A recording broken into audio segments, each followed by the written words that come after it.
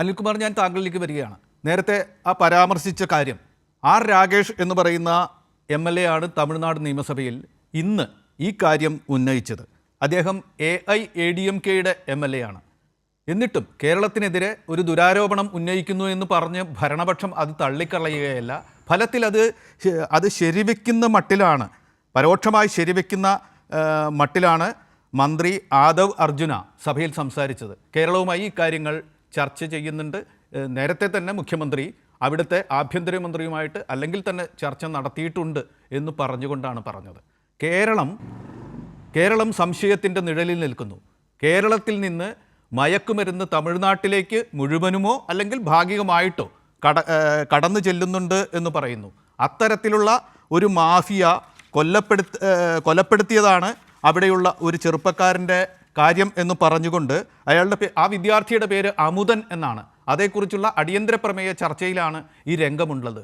കേരളം ചോദ്യം ചെയ്യപ്പെട്ടിരിക്കുന്നു. കേരളത്തിൻ്റെ ഔദ്യോഗികമായ മറുപടി ഇതുവരെ വന്നിട്ടില്ല. ഈ വിവരങ്ങൾ മുഴുവൻ വിരൽത്തുമ്പിലുള്ളത് ആഭ്യന്തര വകുപ്പിനാണ്. ആഭ്യന്തര വകുപ്പാണ് കേരളം ആരോപണം നേരിടുന്ന സമയത്ത് സംസാരിക്കേണ്ടത്. ഇതുവരെ ഞാൻ ഈ പരിപാടിക്ക് കയറുന്നവരെ അങ്ങനെ ഒരു വാർത്ത വന്നിട്ടില്ല. കേരളത്തിൻ്റെ നിശബ്ദത നിൽക്കുന്നു. കേരളം ചോദ്യം ചെയ്യപ്പെട്ടിരിക്കുന്നു. ഈ സാഹചര്യത്തിൽ കേരളത്തിലൊരു പൊതുപ്രവർത്തകനാണ് താങ്കൾ, ഇപ്പോൾ പ്രതിപക്ഷത്തായിരിക്കാം. കേരളത്തിലെ ഒരു നേതാവ് എന്ന നിലയ്ക്ക് ഇതിനെ എങ്ങനെ കാണുന്നു, ഈ സംഭവത്തെ? ഈ ലഹരിയുമായി ബന്ധപ്പെട്ട വിഷയത്തിൽ ദക്ഷിണേന്ത്യ സംസ്ഥാനങ്ങൾ ഒരുമിച്ച് പ്രവർത്തിക്കുക എന്ന നിലയിൽ ബഹുമാനപ്പെട്ട രമേശ് ചെന്നിത്തലൊരു മുൻകൈ എടുത്തായിരുന്നു. അതിന് തൊട്ടടുത്ത സംസ്ഥാനങ്ങളെല്ലാം നല്ല നിലയ്ക്ക് സഹകരിക്കുന്നതാണ് കണ്ടത്. അപ്പോൾ ആ പ്രവർത്തനങ്ങൾ അവർ സഹകരിക്കുമ്പോൾ നമ്മൾ ആത്മാർത്ഥത തെളിയിക്കണം. ഇവിടെ ആത്മാർത്ഥത എങ്ങനെ തെളിയിക്കേണ്ടത്? കേരളത്തിലെ 6 ജില്ലകളുടെ മേധാവിത്വം വഹിക്കുന്ന ഒരു സംഘം, അവർ 6 ജില്ലകൾ ഫോക്കസ് ചെയ്തിട്ട് ലഹരിക്കടത്ത് നടത്തുന്നു, ലഹരിക്കടത്ത് നടത്തുന്നു. 5 ജില്ലകളിൽ വിജയകരമായിട്ട് അവർ കൊടുത്തതിന് ശേഷം കാസർഗോഡ് കടന്ന് തൊട്ടടുത്ത ജില്ലയിലേക്ക് പോകാൻ പോവാണ്. അത് മംഗലാപുരമാണ്. അപ്പോൾ അത് തമിഴ്നാട് റൂട്ടിൽ പോയവരല്ല. തമിഴ്നാട്ടിൽ ഇത് കൊടുക്കുന്ന വേറെ ടീമുണ്ട്. അതാരായിരിക്കും? അവരെ പരിശോധിക്കാനുള്ള ചുമതല കേരളത്തിൻ്റെ പോലീസ് നിർവഹിക്കുന്നുണ്ടോ? മുമ്പേ പറഞ്ഞ പോലെ 5 ജില്ലകളിൽ ഇവർ മറികടന്ന് പോയപ്പോൾ അതിന് ഉത്തരവാദികളായ വീഴ്ച വരുത്തിയ ഉദ്യോഗസ്ഥന്മാരുടെ പേരിൽ നടപടിയുണ്ടോ?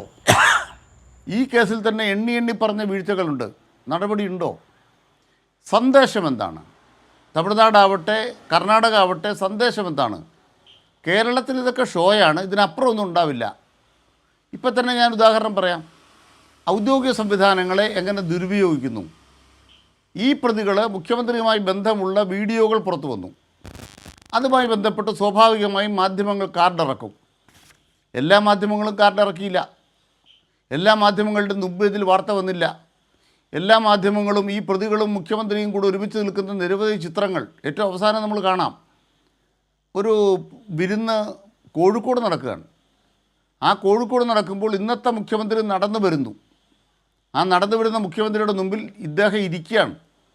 ഈ മാന്യനായ പ്രതി ഇരിക്കുകയാണ്. ഒരു മുഖ്യമന്ത്രിയായിട്ട് അല്ല പ്രതിപക്ഷ നേതാവായ ആൾ കയറി വരുമ്പോൾ അനുയായി എണീക്കണ്ടേ? അയാൾ ഇരിക്കുകയാണ്. നിങ്ങൾ ദൃശ്യം കണ്ടാൽ അറിയാം. കൈരളിയുടെ മുമ്പിൽ ആ ദൃശ്യമുണ്ട്. നിങ്ങൾ ആലോചിച്ച് നോക്കൂ, എത്ര അവധാനതയോടെ ആണ് ഈ ഗവൺമെൻറ് ഈ വിഷയം കൈകാര്യം ചെയ്യുന്നതെന്ന് പറയാൻ പറ്റുമോ? സതീശൻ എന്ന് പറയുന്ന വ്യക്തി ഈ വ്യക്തിക്ക് കീഴ്പ്പെട്ട എന്തുകൊണ്ട്? ആ ദൃശ്യം കണ്ടാൽ തന്നെ അറിയാം. കോഴിക്കോട് നടന്ന, കഴിഞ്ഞ ജാനുവരിയിൽ നടന്ന ഒരു സതീശൻ കൊടുത്ത വിരുന്നാണ്. അതിൽ ഈ തിരുവിതാംകൂറിൽ നിന്ന് ഇയാളെ കൊണ്ട് പോയിരിക്കുകയാണ്. ഇവിടെ 2 പ്രധാനപ്പെട്ട കാര്യങ്ങൾ കൂടി പറയേണ്ടതുണ്ട്. ഒന്ന്, ബഹുമാനപ്പെട്ട മുഖ്യമന്ത്രി ആളുകളെ ബോധ്യപ്പെടുന്ന മറുപടി പറഞ്ഞു എന്ന് റജി പറഞ്ഞു. എൻ്റെ ചോദ്യം, ഇവരുടെ ഇതുമായി ബന്ധപ്പെട്ട കാർഡുകൾ കൈരളിയുടേത്, അതുപോലെ തന്നെ മറ്റ് റിപ്പോർട്ടർ ചാനലിൻ്റെത് നീക്കം ചെയ്ത് ആര് പറഞ്ഞിട്ടാണ്? എന്നാൽ കേരളത്തിലെ മറ്റും വലതുപക്ഷ മാധ്യമങ്ങളുടെ ഒരു കാർഡും നീക്കം ചെയ്യുന്നില്ല. കാരണം നീക്കം ചെയ്യപ്പെടേണ്ട വിധം ഈ വാർത്ത റിപ്പോർട്ട് ചെയ്യാൻ ആ മാധ്യമങ്ങൾ തയ്യാറായില്ല. നീക്കം ചെയ്യപ്പെടേണ്ട വിധം മുഖ്യമന്ത്രിയുമായി രാസലഹരി പ്രതികൾക്കുള്ള ബന്ധം വ്യക്തമാക്കുന്ന കാർഡുകൾ നീക്കം ചെയ്തു. അപ്പോൾ എന്താണ് ഉണ്ടായത്? അത് സാങ്കേതിക പിഴവാണെന്ന ഒരു വാർത്ത ഭരണപക്ഷ അനുകൂല മാധ്യമങ്ങൾ പ്രചരിപ്പിച്ചു. സാങ്കേതിക പിഴവാണ്. അവസാനം മെറ്റയ്ക്ക് വേണ്ടി വന്നു. മറ്റേ ആ 10,000 കോടിയുടെ കപ്പലിൻ്റെ കാര്യം ടാറ്റ പറഞ്ഞ പോലെ മെറ്റ തന്നെ രംഗത്തിറങ്ങിയിട്ട് പറഞ്ഞു, ഞങ്ങൾക്ക് സാങ്കേതിക പിഴവെന്ന് പറഞ്ഞാൽ ഞങ്ങളുടെ ബിസിനസ്സിനെ ബാധിക്കും, നിങ്ങളുടെ സർക്കാർ കള്ളം പറഞ്ഞതാണ്, ഔദ്യോഗികമായി ആവശ്യപ്പെടാവുന്ന ഞങ്ങൾ മാറ്റുകയില്ല. അതുമാത്രമല്ല, വിമർശിക്കുന്ന കാർഡ് മാത്രം ഇല്ലാതാകുന്ന എങ്ങനെയാണ്? മുഖ്യമന്ത്രിയുടെ ചിത്രവും രാസലഹരിയിലെ പ്രതികളുടെ ചിത്രവുമുള്ള വിമർശനാത്മകമായ ഉള്ളടക്കം മാത്രം മാറുകയാണ്, മറ്റു ഉള്ളടക്കങ്ങളൊന്നും മാറുന്നില്ല. അപ്പം അതിനർത്ഥം എന്താണ്? ഗവൺമെൻറ് തന്നെയാണ് രക്ഷാപ്രവർത്തനം നടത്തുന്നത്. എന്തിനു വേണ്ടി? മുഖ്യമന്ത്രിക്ക് മറക്കേണ്ട ബന്ധങ്ങൾ. അതുകൊണ്ട് മെറ്റയുമായി ബന്ധപ്പെട്ട് മുഖ്യമന്ത്രി സതീശൻ കള്ളം പറഞ്ഞു, അത് ആളുകളെ ബോധ്യപ്പെടുത്തുന്നു എന്ന് പറയുന്ന പച്ചക്കള്ളം.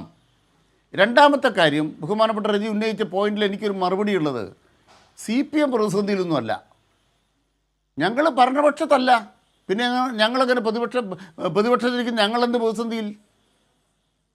ഞങ്ങൾ ഈ 10 കൊല്ലത്തെ സർക്കാരുമായി ബന്ധപ്പെട്ട് ഏതെങ്കിലും കാര്യത്തിൽ തല കുരിക്കേണ്ടതുണ്ടോ? ഉന്നയിക്കുന്ന ഏതെങ്കിലും ഒരു കാര്യത്തിൽ. ഇപ്പം അങ്ങ് തന്നെ ഈ വിഷയത്തിൽ പറഞ്ഞപ്പോൾ എനിക്ക് സന്തോഷമായി. കാരണം എന്താണ്? എനിക്കൊന്ന് ഓർപ്പിക്കാൻ അവസരമായല്ലോ. CN രവീന്ദ്രൻ്റെ പേര് ഒന്നുകൂടെ പറയുമോ? CN രവീന്ദ്രൻ്റെ പേര് ഒരു കേസും ഇല്ലെന്നേ. ഒന്നുകൂടെ പറയില്ല നിങ്ങൾ പറയാത്തതിന് കാരണം എന്താ? കേസില്ല. ഇനി ബോധപൂർവം പറഞ്ഞാൽ അദ്ദേഹത്തെ അവമാനിക്കാനാണ്, ഡിഫാമേഷൻ നിങ്ങളുടെ പേര് വരും. ഇന്നൊന്നുകൂടെ പറഞ്ഞാൽ, ഞാൻ വെല്ലുവിളിക്കൊന്നുമല്ല, നിങ്ങൾ പറഞ്ഞാൽ നിങ്ങൾ കൊടുക്കും. കാരണം അദ്ദേഹത്തിൻ്റെ പേര് കേസില്ല. അദ്ദേഹത്തെ ചോദ്യം ചെയ്യാൻ വിളിച്ചപ്പോൾ ബഹുമാനപ്പെട്ട അന്നത്തെ മുഖ്യമന്ത്രി പറഞ്ഞു, അങ്ങേര് വിളിച്ചിട്ടുണ്ട്, പോയിട്ട് പോയ പോലെ മുങ്ങ് തിരിച്ചു പോരും കേട്ടോ. അത്രേ ഉള്ളൂ കാര്യം. ഇനി ശിവശങ്കറോ? ശിവശങ്കർ ഏത് കേസിലാണ് പ്രതി?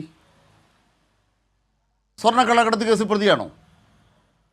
ലൈഫ് മിഷൻ അഴിമതി എന്ന് പറഞ്ഞ ഒരു കെട്ടുകഥ ഉണ്ടാക്കിയല്ലോ, അതിൽ പ്രതിയാണോ? അവസാനം റിപ്പോർട്ട് വന്നപ്പോൾ ശിവശങ്കർ പ്രതിയാണോ? നിങ്ങൾ ദയവായി മനസ്സിലാക്കുക, സെക്രട്ടേറിയറ്റ് കത്തിച്ചവരാണ് കേരളത്തിലെ വലതുപക്ഷ മാധ്യമങ്ങൾ.